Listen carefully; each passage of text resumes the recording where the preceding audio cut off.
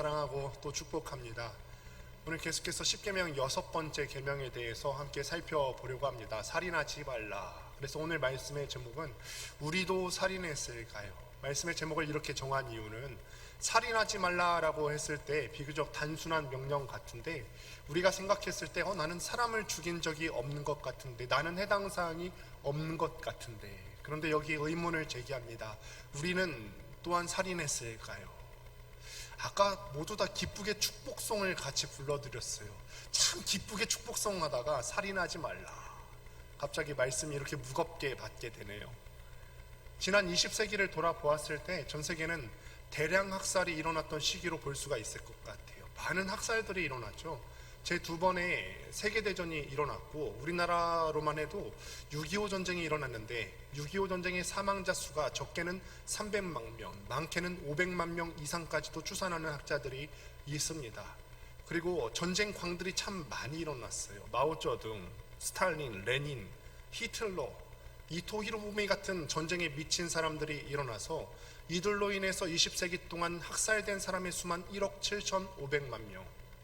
한 사람 한 사람의 숫자가 정말 귀하지 않습니까? 한 영혼 한 영혼이 귀한데 우리가 수치로 봤을 때 1억 7,500만 명 별거 아닌 것 같은데 한 영혼이 귀한데 이것은 참 대단한 숫자예요. 그만큼 이 전쟁으로 인해서 많은 사람들이 학살을 당하였다, 살인이 일어났다, 이 이야기가 되겠습니다. 20세기도 멀게 느껴지면 조금 더 가까이 한번 와보도록 할까요? 여러분 한번 상상해 보십시오. 상상을 해보셔야 합니다. 캄캄한 밤에, 캄캄해요. 그런데 저 같은 사람이 여러분들의 뒤를 따라오고 있다면 여러분 느낌이 어떨 것 같으세요? 제가 덩치가 작은 편은 아니잖아요. 간혹 그런 일들이 있는데 제가 캄캄할 때 누군가의 뒤를 따라보면 앞에 있는 사람이 흠칫흠칫 놀라서 뒤를 돌아보는 일이 가끔씩 있어요. 마스크를 요즘은 또 간혹 쓰지 않습니까? 얼마나 무서워하는지 모릅니다. 왜 이런 일들이 일어났을까요? 뒤에 사람이 올 수도 있죠. 저도 제 갈 길 가는 건데요, 괜히 미안해요. 저도 제 갈 길 가는 건데 미안하고, 나도 빨리 가서 빨리 가야 되는 상황이 있잖아요. 빨리 가고 싶은데 빨리도 못 가겠어요. 제가 빨리 가면 그 사람도 막 빨리 가기 시작해요. 그래서 빨리도 못 가겠어요. 사회가 왜 이렇게 됐을까? 묻지마 살인이 참 많이 일어났지 않습니까? 2023년도만 해도 묻지마 살인이 엄청나게 많이 일어났어요. 7월, 8월 이 한 달간에 걸쳐서 신림역에서 아무도 모르는 사람들을 향해서 칼부림 사건이 일어나서 살인 사건이 났고요. 분당 서현역에서도 또한 묻지마 살인 사건이 일어났고요. 심지어 서울 한복판에서 벌건 대낮에 관악산 등산을 하는 여자가 30대 여성분이 강간 살인 사건을 당하는 일이 발생했어요. 이러니까 사람들이 이웃을 믿지 못합니다. 우리가 이웃을 바라볼 때는 밝게 인사도 할 수 있지 않겠습니까? 잘 지내셨습니까? 그간 또 어떻게 지냈습니까? 엘리베이터를 같이 아파트에서 타면 주민들끼리 인사 꼭 하셨으면 좋겠어요. 인사하면 좋겠는데 요즘은 이웃들을 바라볼 때 저 사람이 잠재적인 범죄자처럼 느껴져요. 저 사람이 묻지마 살인을 또 저지르는 건 아닌가. 그래서 이런 사건들이 일어났을 때 당분간 많은 사람들이 인터넷상에 이런 글들을 올렸어요. 내 옆에 있는 사람들 지하철 탈 때도 무서워서 못하겠다, 누가 나를 찌를지 몰라서, 누가 나를 공격할지 몰라서 무서워서 대중교통을 이용할 수 없겠다, 이런 글들이 많이 있었던 것들이 기억이 납니다. 또 엊그제 기사는 또 어떤 기사가 있었냐면 한 50대 유튜버가 있었는데 평상시에 자기를 비방하던 또 다른 50대 유튜버를 부산에서 그 대낮에 법원 거리에서 그 사람을 칼로 무자비하게 죽였어요. 그리고 그 사람을 죽여놓고 검거된 후에 자기가 글을 올린다는 내용이 바다를 못 봐서 아쉽다라는 글을 올렸어요. 사람을 죽이는 것을 얼마나 아무렇지 않게 생각했으면 한 사람의 생명을 거두어 가놓건 바다를 못 봐서 아쉽다. 사람이 아니에요. 그렇죠? 너무 심각한 우리 사회의 민낯이라고 생각이 되어집니다. 이런 우리 사회의 문제를 갖고서 하나님께서 우리에게 말씀하시고자 하는 바가 있으신 거죠. 이 6번째 계명을 통하여서 살인하지 말라, 생명은 존중받아야 되는 거야, 생명을 경시하면 안 된다, 이 6번째 계명을 통하여서 하나님께서 오늘 우리에게 주시는 말씀의 의미를 깊이 있게 깨닫는 시간 되기를 바랍니다. 왜 살인하면 안 될까요? 여러분, 살인은 하면 왜 안 될까요? 오늘 우리에게 6번째 계명은 어떤 꼬아서 생각할 만큼 어려운 계명은 아니에요. 너무 직설적이죠. 살인하지 말라, 사람 죽이지 마. 다르게 꼬아서 생각할 필요가 없어요. 말 그대로 살인을 하지 말라는 이야기입니다. 하나님께서 왜 우리에게 사람을 죽이지 말라고 하셨는지 창세기 9장 6절에서 그 내용의 의미를 찾을 수가 있는데, 이 말씀을 현대인의 성경 버전으로 보면 이렇습니다. 같이 한번 읽어보겠습니다. 시작. 살인은 금물이다. 사람은 나의 모습대로 창조되었으므로 사람을 죽인 짐승이나 인간은 반드시 죽어야 한다. 아멘. 살인하면 안 되는 이유가 뭐라고요? 사람이 하나님의 형상대로 창조되었기 때문에, 하나님의 형상, 그 영광을 반영하는 존재이기 때문에 살인하면 안 돼. 그 살인을 하게 되면 너네는 하나님의 형상을 파괴하게 되는 거야. 모든 사람은 다 하나님의 형상을 갖고 창조된 것인 줄을 믿습니다. 외모가 잘난 사람이든 못난 사람이든 상관없어요. 보면은 외모가 잘난 사람들이 가끔 있습니다. 인터넷에 보면은 조인성이라든지 원빈이라든지 차은우, 저도 이런 사람들 보면은 이야, 장난 아니다. 그러다 거울 보면 장난이다. 그런데 사람은 외모에 상관없습니다. 외모에 상관없이 하나님께서 모든 사람을 다 하나님의 형상을 그 가운데 심어 놓으신 줄을 믿습니다. 그래서 사람이 하나님의 형상대로 창조되었기 때문에 그 형상을 파괴하면 안 되기 때문에 살인하지 말라 말씀하세요. 그러니까 우리가 생명을 중요하게 여기는 것은 그 생명 자체로 중요해서 그런 것이기도 하지만, 그것보다 사람이 하나님의 형상대로 창조된 것이기 때문에 그렇습니다. 물론 불교도 살생을 금합니다. 벌레도 함부로 잡을 수 없다고 그렇게 이야기를 하죠. 불교에 대해서 제가 자세한 것은 알 수 없기 때문에 검색을 해보니까, 그럼 불교에서 개미도 밟으면 어떻게 되지 했더니, 또 개미 밟는 거는 예외사항으로 적용이 된대요. 예외사항이 있다고 하는데, 그런데 어떤 스님이 모기가 팔에 붙으면 자기는 그렇게 생각한대요. 그래요, 나도 내 할 거 있으니까 바빠서 그렇기도 하고, 너도 네 저녁 먹어라 하고서 냅둔대요. 근데 불교에서 살생을 금하는 것은요, 인본주의적인 관점에서 살생을 금하는 것이지, 우리가 살인하지 말라라고 하는 것은 토대에서부터 다른 거예요. 우리가 살인하지 말라는 것은 한 사람 한 사람이 하나님의 형상대로 창조하신 그 존재이기 때문에 살인을 하지 말라는 거죠.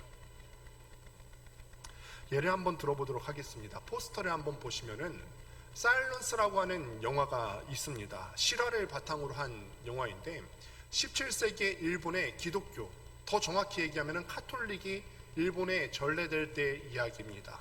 카톨릭이 일본에 들어오게 되는데, 이 부흥의 속도가 급속도로 이루어지게 되다 보니까 정부 당국자들이 당황하기 시작한 거예요. 이렇게 되면은 우리의 토속 문화가 완전히 파괴될 수도 있겠고, 어떻게 보면은 우리의 기득권조차도 위협받을 수 있겠다. 이걸 막아야 되겠다 해서 박해를 하기 시작해요. 예수 믿는 사람들을 색출하기 시작하고, 잡아가두기 시작하고, 고문하기 시작합니다. 처형시키는 방법이 아주 잔혹한데, 120도 펄펄 끓는 유황온천에 사람을 담겨서 죽이기도 하고, 상처가 났는데 그 상처 부위에 유황, 강한 산성이지 않습니까? 유황을 부어서 고통을 극심하게 만들기도 하고, 어떤 사람은 거꾸로 매달아서요, 머리부터 땅에 묻는 거예요. 그래서 서서히 죽이기도 합니다. 근데 기독교인들은 특징이 있죠. 오히려 이렇게 외부적으로 들어오는 탄압에 굉장히 강합니다. 누군가도 그렇잖아요. 누가 때리려고 하면은 이제 내가 맞는구나 하고 마음의 준비를 하지 않습니까? 이런 외부적인 탄압이 있을 때 기독교인들은 강해져요. 그래서 정부 당국자들이 이 기독교인들의 정신을 꺾어야겠다 생각해서 어떤 방법을 쓰게 되냐면, 예수님의 그림과 혹은 동판을 앞에다 깔아놓고 믿는 사람이라고 의심되는 가족들에게 한 명씩 지나가게 하는 거예요. 이거를 일본말로 후미에라고 하는데, 그림을 밟고 지나가다 이런 뜻이 있어요. 물론 하나님께서는 자신을 표현한 어떤 그림이나 어떤 만든 것들이 우상이다 금하셨지만, 여러분 한번 생각해 보세요. 여러분들께서 사랑하는 존재가 있는데 그 사랑하는 존재를 표현한 사진이나 어떤 내용들을 밟고 싶으시겠어요? 안 밟고 싶으시겠어요? 안 밟고 싶지요. 되도록이면 안 밟고 싶은 거예요. 여러분, 이제 담임 목사님께서 오늘 오전 예배로 이제 고별 설교를 하셨는데 담임 목사님 많이 사랑하시죠? 여러분 아직 안 가셨어요. 저 뒤에 앉아 계신데 많이 사랑하시죠? 네, 사랑하세요. 그런데 여러분 또 한번 상상해 보시는 거예요. 북한군이 어느 날 쳐들어와서 교인들을 다 가두어 놓고 담임 목사님 사진을 1층 로비 현관에다가 딱 놓고 밟고 지나가면 살려주겠다. 밟고 지나가셔야죠. 사셔야죠. 밟고 지나가실 수 있겠습니다만 마음은 어떠시겠어요? 마음은 편치 않죠. 야, 내가 사랑하는 존재? 내가 존경하는 존재? 내 가족들의 어떤 사랑하는 가족들의 어떤 걸 표현한 것들을 밟고 지나가는 그 마음이 좋지 않을 거라는 얘기죠. 내가 사랑하는 존재를 표현한 건 어떤 방식으로라도 훼손하고 싶지 않은 것이 우리의 마음 아니겠습니까? 그러니 사람은요, 하나님의 형상대로 창조된 존재입니다. 그러니 하나님을 표현한 그 사람을 죽이는 것은, 그 형상을 훼손하는 것은 말 그대로 하나님에 대한 도전이 될 수 있는 거예요. 하나님의 영광을 훼손시키는 것입니다. 그래서 살인을 하면 안 되는 것입니다. 그런데 우리는 여기에서 몇몇 질문들이 떠오르게 됩니다. 간혹 나라를 지키기 위해서 전쟁을 해야 되는 경우가 있지 않습니까? 이때 사람을 죽여도 되는 것일까? 그래서 여호와의 증인에서는 양심적 병력 거부라고 해서 군대도 안 가고 그러는데, 성경에도 보면은 피로 얼룩진 수많은 역사들을 보게 됩니다. 심지어 하나님께서 직접 명령하시기도 합니다. 사무엘상 15장 3절을 보면은 지금 가서 아말렉을 쳐서 그들의 모든 소유를 남기지 말고 진멸하되 남녀와 소아와 젖먹는 아이와 우양과 낙타와 나귀를 죽이라 하셨나이다 하니, 진멸하다라고 하는 것은 다 죽이라는 거예요. 다 죽여라. 하나님은 사울에게 모두 죽이라고 명령하십니다. 또 출애굽한 이스라엘 사람들이 가나안 땅에 들어갈 때도 가나안 땅에 들어갈 때 그 땅에 살아있는 모든 것들을 다 죽여라, 모든 사람들을 다 죽이라, 진멸하라 명령하시죠. 하나님께서 살인하지 말라라고 명령하셨는데 하나님께서 한 입 갖고 두 말하는 이중인격자라서 이렇게 말씀하시는 걸까요? 그게 아니라 6계명에서 말하는 살인은 생명을 죽이는 모든 경우에 대해서 말씀하시고 있는 것이 아니라 일시적인 격정을 이기지 못하고 공인되지 않은 살해를 저지르는 것을 말하고 있는 거예요. 공인되지 않은 살해. 하나님께서 아말렉과 가나안 족속들을 다 진멸하라고 하시는 데에는 이유가 있어요. 그 땅에 죄가 관영했기 때문에 이스라엘 사람들을 도구로 사용해서 그들은 그들의 죄로 말미암아서 심판을 받는 거예요. 가나안 사람들, 저번에 말씀드린 바가 있지만 그 땅에 어떤 일들이 성행을 했냐면, 새로운 집에 이사를 갈 때 소위 말하는 액땜을 하기 위해서 자기의 어린 자녀들을 회반죽을 쳐서 죽여서 회반죽으로 만들어서 벽에 발랐어요. 그렇게 죄가 관영했던 땅이기 때문에 그들은 그들의 죄로 말미암아서 심판받는 거죠. 이렇게 공인된 것 외에 개인의 감정으로 의도적으로 살해된 것을 하나님께서 막고자 하시는 것입니다. 그러면 우리는 여기서 질문을 던질 수가 있습니다. 사회적으로 문제가 되는 한 가지 이슈에 대해서 생각해 볼 수가 있습니다. 낙태에 대한 것인데, 사람은 어디서부터 생명이라고 볼 수 있을까요? 어머니 뱃속에서 딱 하고 출산되었을 때부터인가, 아니면은 정자와 난자가 만나서 잉태되었을 때부터인가? 당연히 뱃속에 처음 잉태되었을 때부터 생명이고 인격이에요. 시편 139편 13절과 16절 함께 보시면 13절 이렇게 말씀하십니다. 주께서 내 내장을 지으시며 나의 모태에서 나를 만드셨나이다. 모태에 있을 때부터 하나님께서는 한 인격체로 한 사람을 대하세요. 다음 말씀 보실까요? 내 형질이 이루어지기 전에, 이 말씀은 세번역 성경으로 보시게 되면 내가 태어나기 전에, 그러니까 한 사람이 태어나면서부터 생명체로 인정받는 것이 아니라 모태에서 이미 착상되었을 때, 그때부터 하나님께서는 한 사람을 한 인격체로 보고 계신다. 주의 눈이 보셨으며 나를 위하여 넘어가 볼까요? 정한 날이 하루도 되기 전에 주의 책에 다 기록이 되었나이다. 하나님께서는 한 사람이 태어나기 전부터 한 인격체로 보고 계신다는 것입니다. 그러니까 이 말씀처럼 뱃속에 잉태되는 순간부터 한 생명입니다. 그런데 불행하게도 전 세계에서 낙태가 가장 많이 이루어지는 나라가 우리 대한민국이라고 합니다. 물론 지금 이 시간에 낙태 같은 특정 주제를 설명하라는 것은 아닙니다. 물론 낙태에는 여러 가지 이유가 있을 수 있어요. 원치 않는 임신이 있을 수도 있고, 성폭행을 당해서 임신을 하게 되는 경우가 있을 수도 있고, 무책임한 남자들과 같은 복잡한 정황이 있어서 한 여성에게만 그 책임을 물을 수는 없겠습니다. 그러나 우리가 확실히 알아야 할 것은 낙태는 살인이라는 것입니다. 낙태는 살인이에요.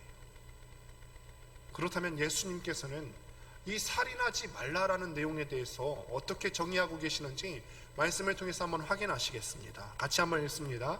시작.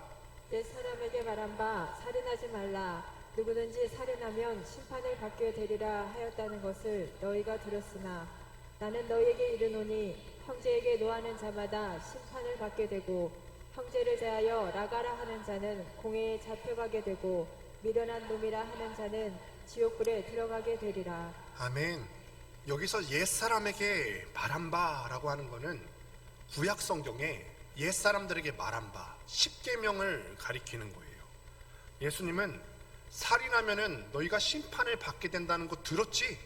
10계명 때 들었잖아. 그런데 너희가 지금 살아가고 있는 모습을 보니까 이 계명을 너희가 아주 가볍게 여기는 것 같아.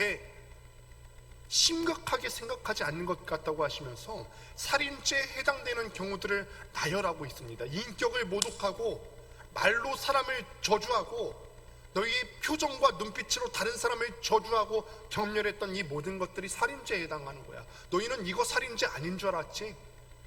그렇게 마음먹었던 조차도 살인죄다.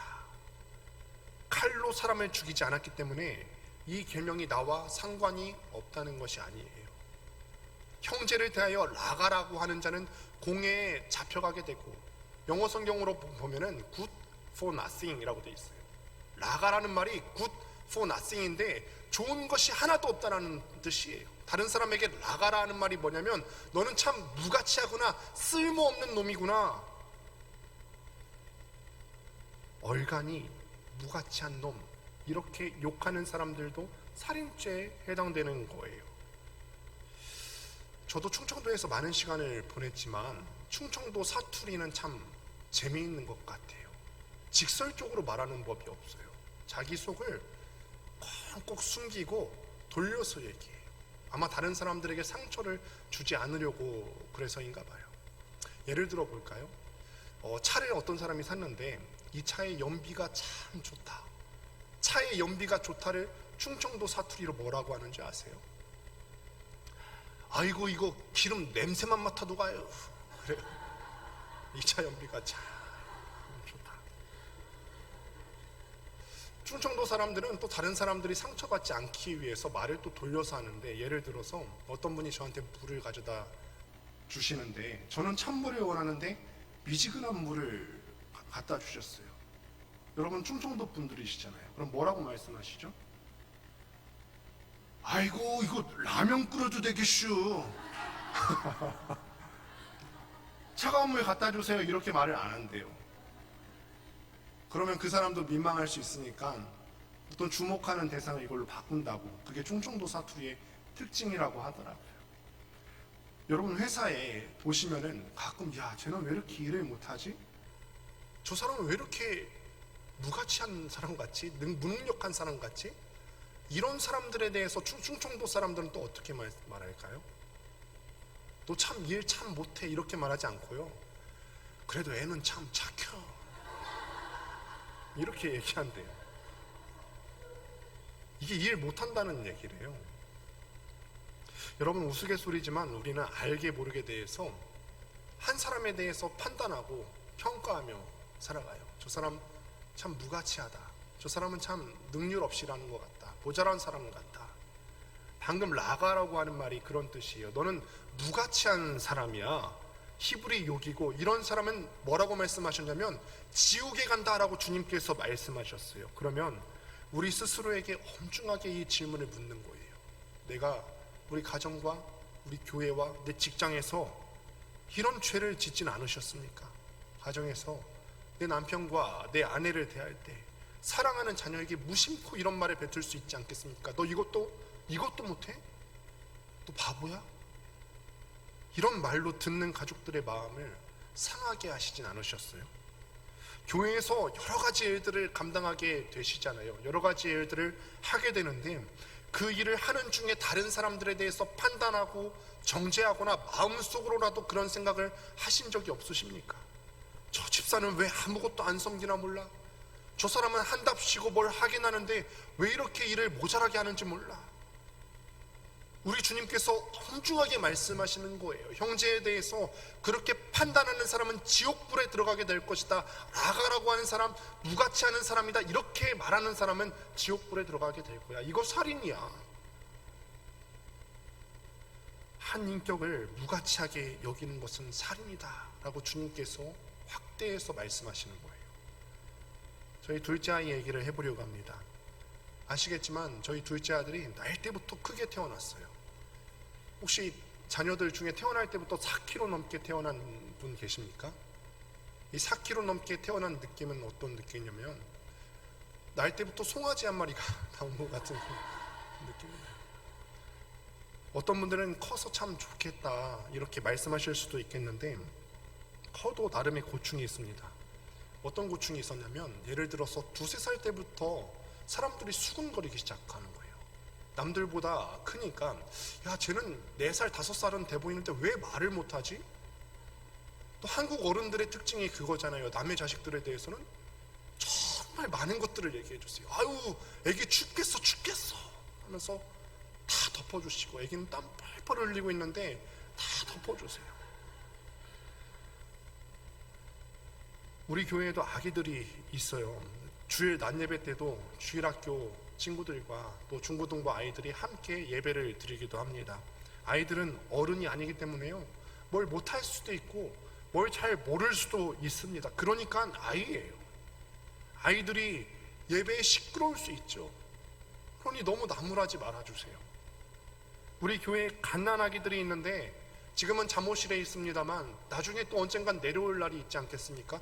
내려와도 울 때 눈치 주지 마시길 바랍니다. 눈치 주지 마세요. 아이들은 성인이 아니기 때문에 그러니까 아이인 거죠. 지혜롭게 잘 가르쳐 주시되 가정 내에서도 내 자녀들이 있는데 뭘 못한다고 아이의 자존감을 뭉개는 말까지는 하시는 마시기를 바랍니다. 교회 내에서요 다른 분들이 하시는 게 내 마음속에 영 못마땅할 때가 있어요. 함께 섬길 때, 식당에서 섬길 때, 카페에서 섬길 때, 청소할 때 못마땅한 게 있을 수 있죠. 왜 없겠어요? 그런데 나와 다른 것이지 또 속도의 차이가 있을 뿐이지 틀린 것이 아니에요. 그러니 그분을 한 사람에 대해서 무가치하다라고 여기지 마시기를 바랍니다. 여기 있는 저는 어떨까요? 이제 위임을 받게 되는데 제가 목회를 잘 할 수 있을까요? 잘 모르겠죠. 그렇다고 이렇게 아무도 대답 안 해주시면 어떡해요? 먼저 27년간 목회하신 선대 목사님처럼 처음부터 다 알고 능수능란하게 할 수 있을까요? 없을까요? 많이 실수할 거예요. 그런데 시간이 흘러갈수록 하나님께서 아름답게 빚어가실 것을 믿습니다. 교회 내에 어떤 사람이든지 실수라도 용납하실 수 있게 되기를 바랍니다. 한 사람을 무가치하다고 여기는 것은 하나님의 형상으로 인간을 빚은 그 하나님에 대한 도전이라고 하는 얘기입니다.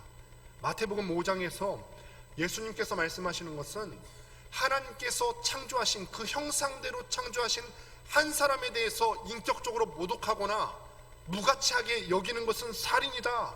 주님께서 살인을 이렇게 규정하신다면 다시 한번 묻습니다. 내가 칼로 사람을 죽이거나 하진 않았더라도 이 자리에서 나는 살인과 관련 없는 사람이다. 자신 있게 말씀하실 수 있는 분이 있으시겠습니까? 그러니 오늘 말씀의 제목이 이건 거죠. 나도 살인했을까요? 우리는 모두 살인자입니다. 그러면 우리가 모두 살인자인데 살인죄의 결과에 대해서 한번 살펴보겠습니다. 창세기 9장 5절과 6절 말씀 같이 확인하시겠습니다. 함께 읽습니다. 시작.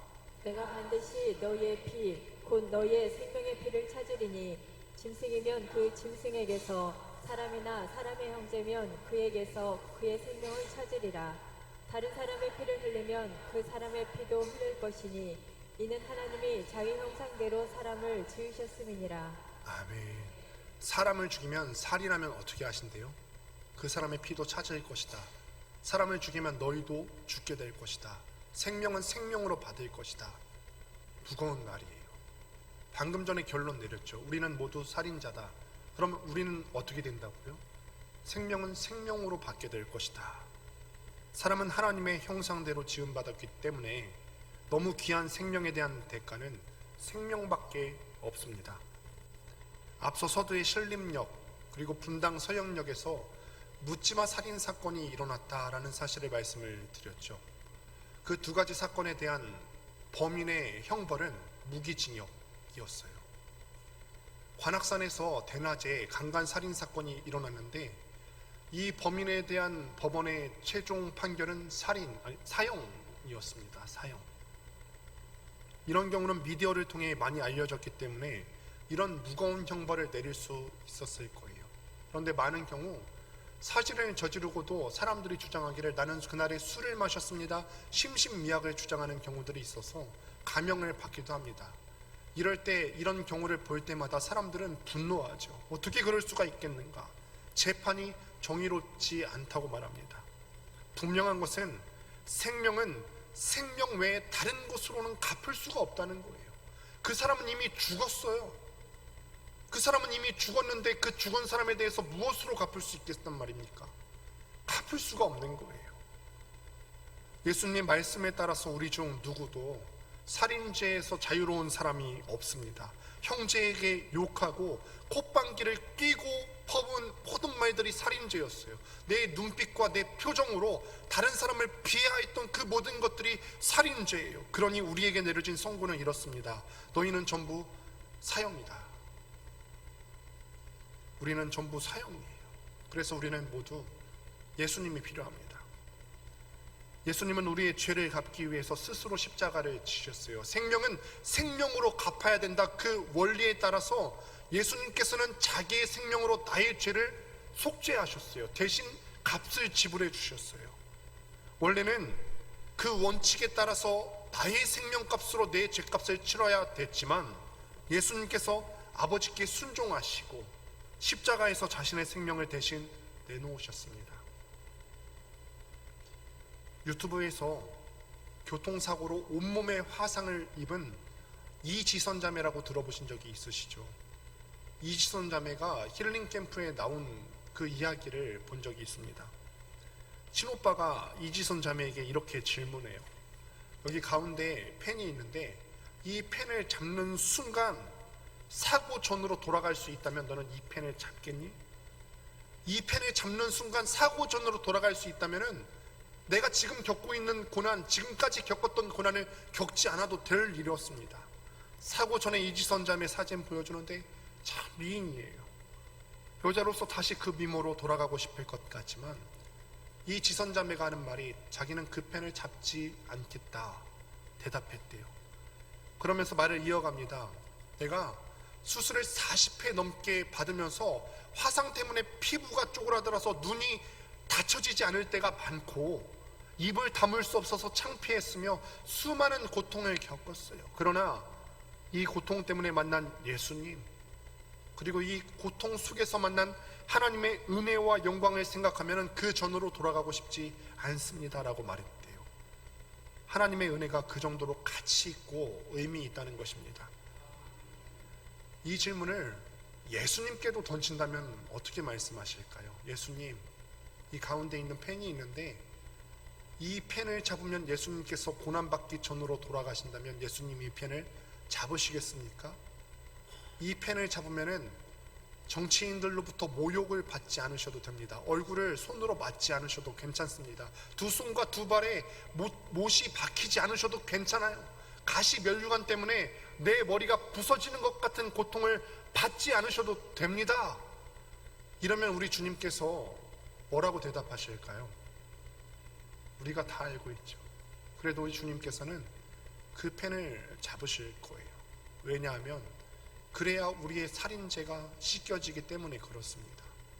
생명은 생명으로의 원칙에 따라서 죄를 지은 우리가, 살인죄를 지은 우리가 사형 선고를 받고 사형에 처해져야 되겠지만, 예수님께서 그 값을 지불하시기 위해서 고난을 받으셨고, 그렇기 때문에 우리를 위해서 주님께서는 다시 그 펜을 잡지 않으시겠다 말씀하실 거예요. 예수님께서 그렇게 우리를 살리시면서 우리에게 기대하시는 것은 딱 이겁니다. 같이 말씀, 마태복음 22장 말씀 같이 한번 보도록 하겠습니다. 한치 읽습니다. 시작.